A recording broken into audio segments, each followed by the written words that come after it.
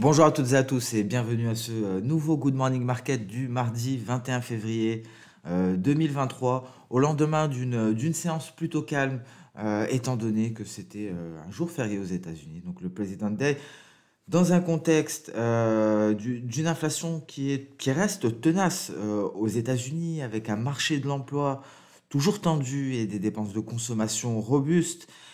Autant de facteurs économiques qui pourraient permettre à la Réserve fédérale américaine de poursuivre la hausse des taux, hein, ce qui a été d'ailleurs confirmé par certains récents commentaires plutôt hawkish des décideurs américains, parce que concrètement les chiffres sur l'emploi ne faiblissent pas.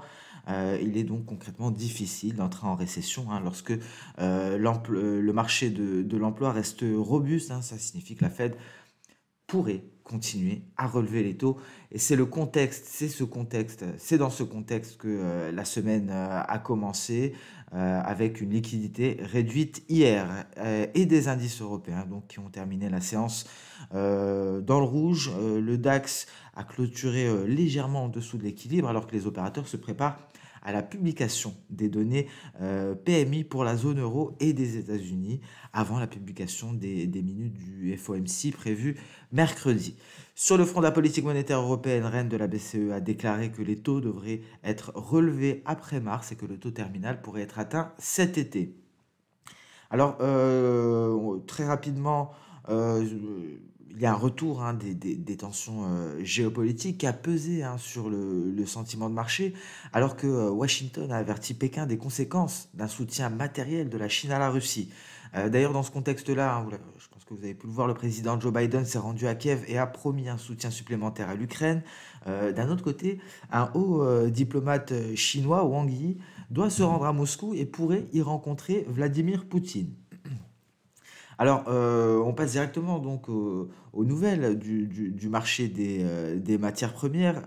D'abord, matières premières énergétiques, avec des prix du pétrole qui retrouvent des couleurs après avoir perdu du terrain la semaine dernière, 5% en baisse hebdomadaire, et c'était les craintes de récession qui ont pesé sur les prix du pétrole. Et maintenant, ce sont des attentes d'une demande de pétrole record qui viennent porter les prix du WTI, et c'est la Chine, hein, qui devrait augmenter ses importations au cours de l'année 2023. On attend donc des niveaux records des importations chinoises, ce qui devrait porter les prix du pétrole. On va en parler, on va voir quelles sont les cibles techniques éventuellement. Le gaz naturel, hein, est toujours extrêmement bas en raison de l'offre excessive aux États-Unis et en Europe, alors que la période hivernale touche à sa fin, et alors que cette fin d'hiver a été marquée par des températures plutôt clémentes, et donc des stocks qui sont largement au-dessus des moyennes sur 5 ans.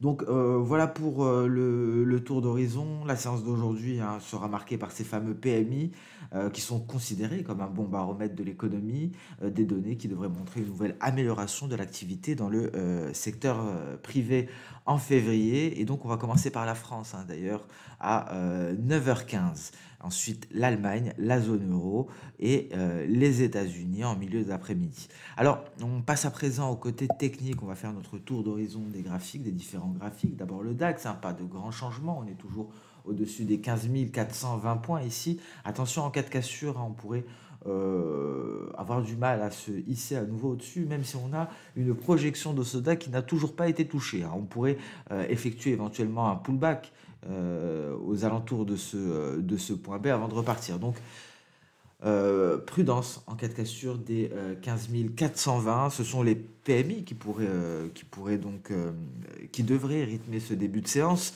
À l'inverse, hein, les PMI pourraient porter le DAX pour aller tester à nouveau les récents sommets, hein, aux alentours ici des 15 650 points. Donc bon, on ne devrait pas avoir de mouvement majeur, avec des PMI qui devraient décider de la prochaine direction des indices européens. Ici, on le voit en données H4, on a peut-être un éventuel triangle descendant. Alors, statistiquement, c'est le genre de figure que l'on casse par le bas.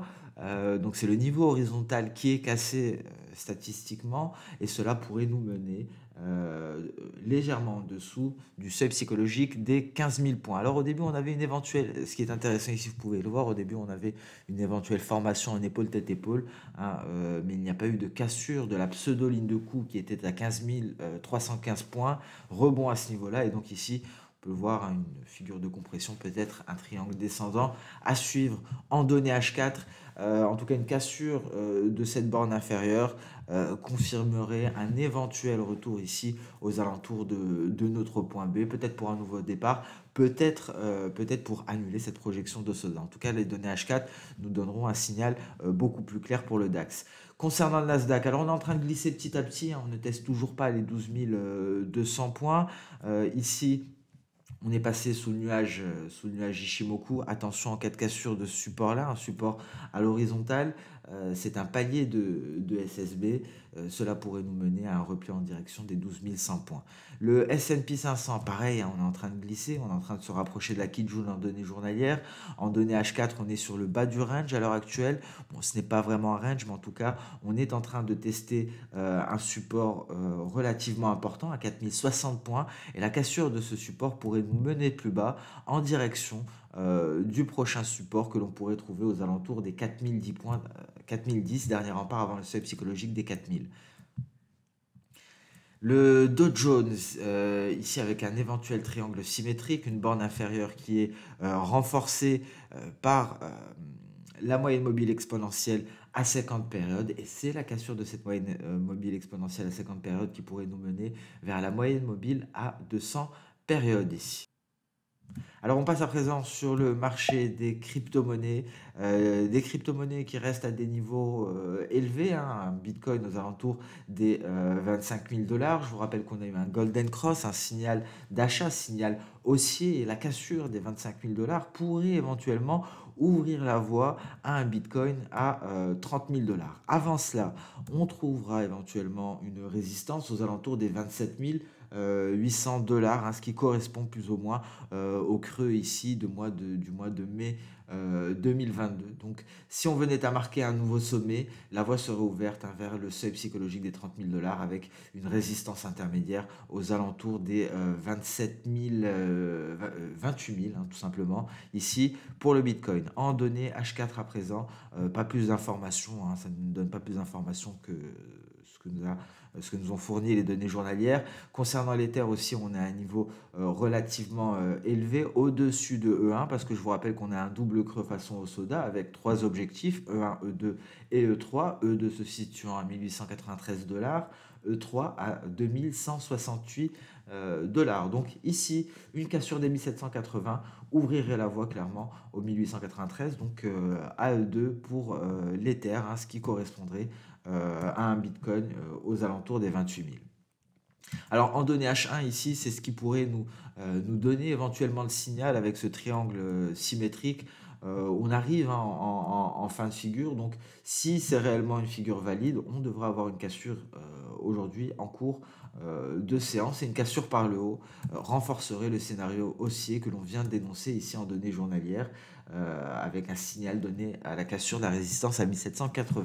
On passe à présent sur le compartiment des matières premières avec un gold qui est en train de se stabiliser quelque peu, hein, dans le nuage journalier, mais attention à cette configuration ici de chandelier japonais qui pourrait annoncer une nouvelle dynamique baissière dans l'enceinte du nuage, hein, ce qui pourrait permettre au gold d'aller chercher le seuil psychologique des 1800 dollars. Hein. Je vous rappelle que le gold est allé chercher très précisément cette projection de soda avant de se replier. Mais concrètement, hein, on ne prend pas position en données journalières étant donné qu'on est à l'intérieur du nuage. En données H4, donc d'un point de vue intraday, on a ici un nuage Ishimoku qui va venir effectuer une pression baissière. Hein. Donc il faudra favoriser les stratégies vendeuses ici sur le métal jaune.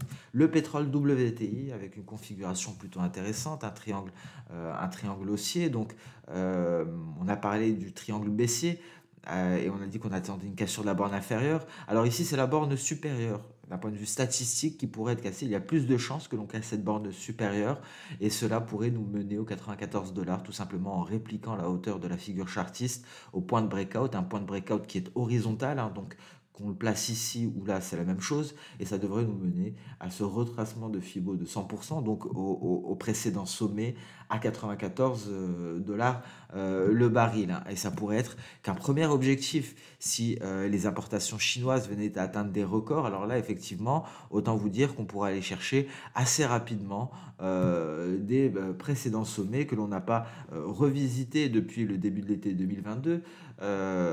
Donc ça pourrait être extrêmement haussier pour le pétrole WTI, mais attention tout de même à ces craintes de récession, même si effectivement nous avons un marché du travail qui reste relativement solide. Donc tout dépendra de la Chine ici, c'est la demande en provenance de Chine, les importations en provenance de Chine qui pourraient l'emporter, en tout cas sur une vision très court terme, les 95 dollars.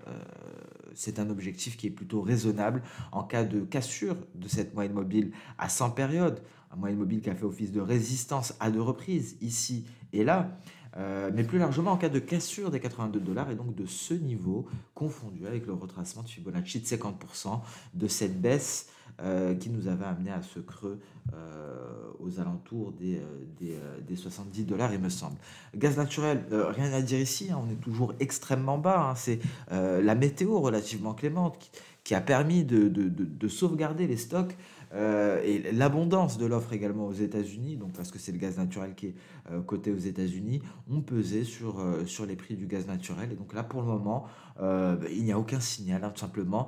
Pas de signal de retour aussi. On n'a pas eu de vague de froid, on n'a pas eu donc de hausse de la demande de chauffage, hein, comme quoi les événements ponctuels peuvent donc il ne faut pas donc s'appuyer sur les événements ponctuels, sur la saisonnalité, parce que vous voyez, cette année, il n'y a pas eu cet effet vague de froid qui habituellement entraîne le gaz naturel en plein rallye haussier.